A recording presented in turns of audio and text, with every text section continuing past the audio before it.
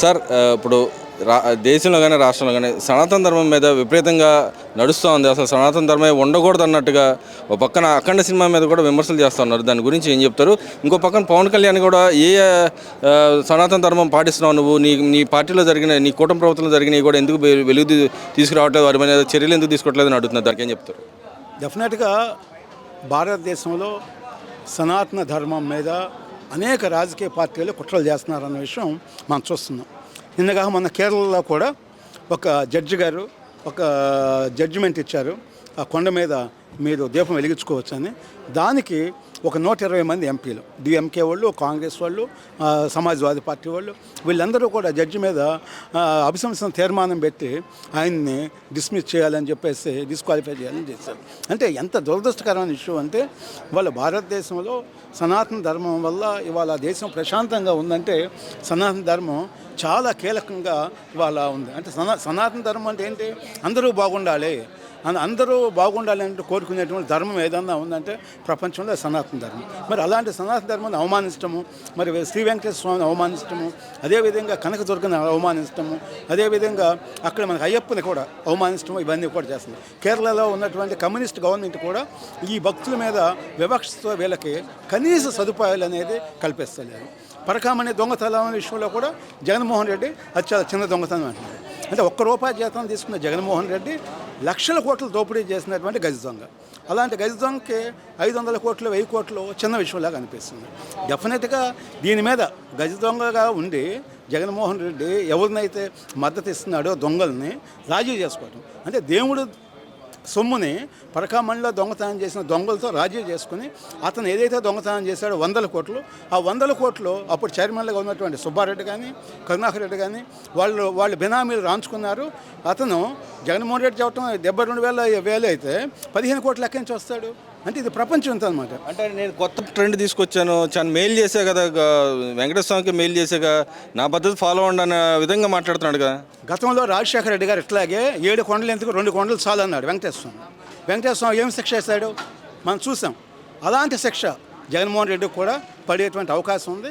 అందువల్ల ఎలాంటి పిచ్చి మాటలు మాట్లాడకుండా ఇప్పుడు కన్నా జగన్మోహన్ రెడ్డి ముక్కు నేలకు రాసి, నేను వెంకటేశ్వర స్వామి విషయంలో, పరకామణి విషయంలో తప్పుగా మాట్లాడాను, అతను వ్యక్తిగతంగా దొంగ అవ్వచ్చు, ఆర్థిక ఉగ్రవాద అవ్వచ్చు, కానీ వెంకటేశ్వర స్వామితో మటుకు గేమ్స్ ఆడవద్దని చెప్పేసి నేను జగన్మోహన్ రెడ్డికి వార్నింగ్ ఇస్తున్నాను. ప్రాంతాల మధ్య, రాష్ట్రాల మధ్య, కులాల మధ్య చిచ్చు పెట్టే విధంగా ప్రవర్తిస్తున్నారు వైసీపీ నాయకులు. దాన్ని ఎలా చూస్తారు? ఒక పక్క పిఠాపురంలో జరిగిన చిన్న ఇష్యూలను కూడా తీసుకొచ్చి కుల రాజకీయం చేయడాన్ని ఎలా చూడొచ్చు అంటారు? ఇక్కడ పవన్ కళ్యాణ్ గారు కులాలని మతాలని కలిపి ఉంచాలి, రాష్ట్రం అన్ని రంగాల్లో ముందుకెళ్ళాలని చెప్పేసి డిమాండ్తో ఉండేటువంటి వ్యక్తి ఆయన పార్టీ సిద్ధాంతంలో పెట్టుకున్నాడు. అన్ని కులాలు కలిసి ఉండాలి, మతాలు కలిసి ఉండాలి, ఎక్కడా కూడా అలాంటి డిఫరెన్స్ ఉండకూడదు, అన్నదమ్ములుగా కలిసి ఉండాలని పవన్ కళ్యాణ్ గారి సిద్ధాంతంలో ఉంది. కానీ ప్రాంతాలు, కులాలు, మతాల మధ్య చిచ్చు పెట్టింది జగన్మోహన్ రెడ్డి. గతంలో రాజశేఖర రెడ్డి గారు కూడా దగ్గరగా 400 మందిని ఆయన ముఖ్యమంత్రి పదవి కోసం హైదరాబాద్లో హిందూ ముస్లిం మధ్య చిచ్చు పెడితే 400 మంది చనిపోయారు. దానికి ప్రధాన కారణం ఎవరు? రాజశేఖర రెడ్డి అని అప్పుడున్నటువంటి ముఖ్యమంత్రి మర్రి చెన్నారెడ్డి గారు అసెంబ్లీలో చెప్పారు. అదేవిధంగా జగన్మోహన్ రెడ్డి గారు కూడా వాళ్ళ తండ్రి బాటలో నడిచి ఆంధ్రప్రదేశ్లో కులము, మతము, ప్రాంతాల మధ్య చిచ్చు పెట్టి కొన్ని వేల మందిని హత్య చేయడానికి ప్లాన్లు చేస్తున్నారు. దానికి పవన్ కళ్యాణ్ గారు కానీ, చంద్రబాబు నాయుడు గారు కానీ, భారతీయ జనతా పార్టీ కానీ ముందస్తు చర్యలు తీసుకుని ఎక్కడికక్కడ కంట్రోల్ చేస్తుంది. లేకపోతే ఈ రాష్ట్రాన్ని అరాచక ప్రదేశ్గా మార్చాలని చెప్పేసి జగన్మోహన్ రెడ్డి పనిచేస్తున్నాడు. ఎంత సిగ్గుచేటు విషయం అంటే పోలీసులను కూడా నేను బట్టలు తీసి కొడతా అంటున్నాడు.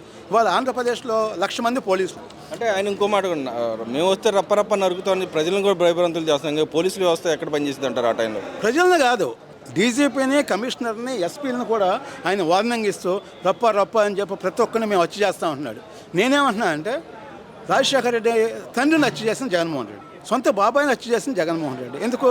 రాజశేఖర రెడ్డి హత్య అయితే ఈయన ముఖ్యమంత్రి అవుతాడు. ముఖ్యమంత్రి పదవి కోసం రాజశేఖర రెడ్డి కూడా ఒక 400 మంది బలి తీసుకు. ఇదే జగన్మోహన్ రెడ్డి కూడా స్వయంగా తండ్రిని హత్య చేశాడు. తను ముఖ్యమంత్రిగా అవడానికి రెండోసారి వచ్చేసరికి బాబాయిని హత్య చేశాడు. అంటే ఇవాళ హత్యలు చేయడం అనేది వాళ్ళకి 40-50 సంవత్సరాల నుంచి ఒక హక్కుగా వస్తుంది. ఇది రాష్ట్రంలో ప్రతి యువత కూడా గమనించాలి. ఎలాంటి అరాచక వ్యక్తులతో, ఎలాంటి క్రిమినల్స్తో యువత వెళ్తే వాళ్ళ జీవితాలు నాశనం అవుతాయి, జీవితకాలం వాళ్ళు జైల్లో ఉండాల్సి వస్తుంది. కానీ ఇక్కడ నమ్ముతారంటారా? మీరు చెప్పిన విధంగా నమ్మే విధంగా నమ్ముతారంటారా? ప్లస్ ఇంకో పక్కన అలాంటి చేసే రాజకీయ నాయకులు అసలు సమాజంలో అవసరం అంటారా? సమాజం పట్ల గౌరవం లేని వ్యక్తులు, నరికే వ్యక్తులు, అలాంటి వ్యక్తులు మనకు రాష్ట్రానికి అవసరం అంటారు అసలు? అంటే జగన్మోహన్ రెడ్డి తండ్రి రాజశేఖర రెడ్డి కానీ తాత రాజారెడ్డి కానీ వాళ్ళు మొదటి నుంచి క్రిమినల్స్. వాళ్ళు నేరాలు ఘోరాలు చేయటం, హత్యలు చేయటం, కబ్జాలు చేయటం, మరి కొన్ని వేల ఎకరాలు ఇడుపులపాయ పేరుతో భూమి కబ్జా చేశారు. అది దళితుల భూమి, ఫారెస్ట్ భూమి, రైతుల భూమి. మరి ఎలాంటి అరాచకవాదుల పట్ల ఎక్కడా కూడా మనం ఏమాత్రం వాళ్ళ పట్ల జాలి చూపిస్తే అది సమాజం కాదు, రాష్ట్రానికి చాలా ప్రమాదకరం. అరాచకవాదులు వాళ్ళు ఏ పార్టీ అయినా వాళ్ళని మనం ఎక్కడా కూడా మనం టాలరేట్ చేయకూడదు, వాళ్ళ మీద చర్యలు తీసుకోవాల్సిందే. చర్యలు తీసుకున్నప్పుడు మనం ముందుకెళ్తామని. అదేవిధంగా అమరావతి అమరావతి ఇష్యూలో కూడా మనం చూస్తూ ఉన్నాం. బిల్లు వెనకపోయింది, ఇంకా బిల్లు రాదు, మూడు రాజధాని మెయిన్ ఏదైతే గతంలో మేము చెప్పే 3 రాజధానుల వ్యవహారం వస్తుంది అన్నట్టుగా వాళ్ళు ఎక్కిరించడానికి మీరు ఎలా చూస్తారు? అమరావతి మీద కేంద్ర ప్రభుత్వం పార్లమెంట్లో చట్టం చేస్తుంది. ప్రధానమంత్రి మోడీ గారు ఒక కమిటీ వేశారు. ఇవన్నీ కూడా తొందరలోనే ఒక చట్టబద్ధత వస్తుంది. తర్వాత జగన్మోహన్ రెడ్డి 3 రాజధానులు 6 రాజధానులు అని చెప్పేసి సైకో మాటలు మాట్లాడుతున్నాడు. జగన్మోహన్ రెడ్డి ఇంకా జీవితంలో అధికారంలో రావటం జరగదు. ఎందుకంటే అతన్ని రాజకీయంగా సమాజ్ చేశారు ప్రజలు. మరి ఇలాంటి క్రిమినల్స్ని ఎన్నుకోవటానికి ప్రజలు సిద్ధంగా లేరు. గతంలో మోసం చేశారు, ప్రజల్ని జీవితకాలం మోసం చేయలేరు. జగన్మోహన్ రెడ్డి అనే క్రిమినల్ని నమ్మేటువంటి పరిస్థితి ఇవాళ రాష్ట్ర ప్రజల్లో లేదు. ఇవాళ అంటే ఇక్కడ మనం పాయింట్ చూసుకుంటే ఇక్కడ పవన్ కళ్యాణ్ గారిని ప్రతిసారి టార్గెట్ చేస్తున్నారు. టార్గెట్ చేసి ఆయన దగ్గర అయితే మెజార్టీ కొంత ఉందో ఆ మెజార్టీని కూడా లాక్కుని నెక్స్ట్ మన గవర్నమెంట్ ఫామ్ చేయొచ్చు అనే విధంగా చూస్తున్నారు. కానీ ఇక్కడ పవన్ కళ్యాణ్ గారు అన్న మేము కలిసే ఉంటాం అని చెప్పి ఆయన కరాఖండిగా చెప్తున్నారు. ఎక్కడన్నా అవకాశం ఉందా జనాలు జారిపోయి పవన్ కళ్యాణ్ దగ్గర నుంచి జారిపోయి అటు వెళ్ళి కలిసే అవకాశం? కళ్యాణ్ జగన్మోహన్ రెడ్డికి మొగుడు. ఆంధ్రప్రదేశ్లో మొగుడు ఎవడంటే జగన్మోహన్ రెడ్డికి పవన్ కళ్యాణ్. అందువల్ల పవన్ కళ్యాణ్ పేరు చెప్తేనే అతనికి రాత్రిపోయి నిద్రపడదు. అలాంటి పరిస్థితుల్లో జగన్మోహన్ రెడ్డి అంత పిరికోడు ఎవరు లేడని చెప్పొచ్చు మనం. ఎందుకంటే పవన్ కళ్యాణ్ ఒకటే చెప్పాడు, నేను నిన్ను పాతాళాన్ని తొక్కేస్తా అన్నాడు. చెప్పినట్టుగానే 100% ఆయన ప్రామిస్ చేశాడు, తొక్కేశాడు. అందువల్ల జగన్మోహన్ రెడ్డి వాళ్ళ అధికారం లేకపోయేసరికి అతని పిచ్చెక్కి సైకో మాటలు మాట్లాడుతున్నాడు. వాళ్ళ ప్రజలు గమనిస్తారు, యూత్ ముఖ్యంగా గమనిస్తారు. మహిళలకు రక్షణ లేదు జగన్మోహన్ రెడ్డి నాయకత్వంలో. మీరు చూశారు, ఐపీఎస్ అధికారులను కూడా కిడ్నాపర్లుగా పెట్టుకున్నాడు. మరి వాళ్ళ పోలీస్ వ్యవస్థ కొంత బెటర్గా ఉంది. మరి పోలీసులను కూడా నేను బట్టలోపు తీసుకొడతానని జగన్మోహన్ రెడ్డి చెప్తున్నాడు. డెఫినెట్గా ఆయన మీద చర్యలు తీసుకోవాలి, అరెస్ట్ చేయాలని డిమాండ్. అంటే ఇక్కడ ఇంకో విషయానికి వస్తే ఆయన చెప్తా ఉన్నారు కానీ పవన్ కళ్యాణ్ గారిని ప్రతిసారి టార్గెట్ చేస్తా, ఆయన చేసే మంచి పనులు కూడా ఏం చేయట్లేదు, ఊరికే తిరుగుతూ ఉంటాడు, ప్రజలు ఏదో తిరుగుతూ ఉన్నాడు తప్పితే ఆ తిరిగేది కూడా ఫ్లైట్లో గాలిలో తిరుగుతున్నాడు, ప్రజల సమస్యలు పట్టించుకోవడం అని చెప్పి అంటున్నాడు. నిజంగా నేను పట్టించుకోవట్లేదు అంటారా, లేకపోతే గ్రామ స్థాయిలోకి వెళ్ళి నియోజకవర్గ స్థాయి ప్లస్ ఎవరు వెళ్ళలేని గతంలో వెళ్ళలేని విధంగా ఆయన తిరుగుతూ ఉన్నారు, దాన్ని కూడా విమర్శించడాన్ని ఎలా చూస్తారు? భారతదేశంలో పవన్ కళ్యాణ్ గారిని మించిన నిజాయితీ నాయకుడు లేడు. అదేవిధంగా 100 సంవత్సరాల నుంచి మీకు గిరిజన ప్రాంతాల్లో రోడ్లు లేవు. వాడు పవన్ కళ్యాణ్ గిరిజన ప్రాంతాల్లో రోడ్లు వేశారు. మరి దళితులు కానీ మరి గురుకులాలు కానీ ఇలాంటి ఏ చూసినా కూడా పవన్ కళ్యాణ్ గారు స్పందించడం, ఆయా వ్యక్తుల పట్ల ఆయా సామాజిక వర్గాల పట్ల వాళ్ళు కొండల్లో ఉన్నా కూడా వాళ్ళకి న్యాయం చేస్తున్నాడు, ప్రత్యేకించి రోడ్స్ వేస్తున్నాడు. గతంలో ఏ పంచాయతీరాజ్ మంత్రి కూడా ఇన్ని పెద్ద ఎత్తున ఇన్ని మంచి పనులు చేయలేదు, ఇన్ని రోడ్స్ వేయలేదు, ఇంత ప్రజల కోసం ఎంత ఆలోచించలేదు. అందువల్ల పవన్ కళ్యాణ్ అనే వ్యక్తి ఒక బ్రాండ్. తర్వాత భారతదేశంలో అత్యంత నిజాయితీ పడినటువంటి రాజకీయ నాయకుడు ఎవడన్నా ఉన్నాయంటే పవన్ కళ్యాణ్.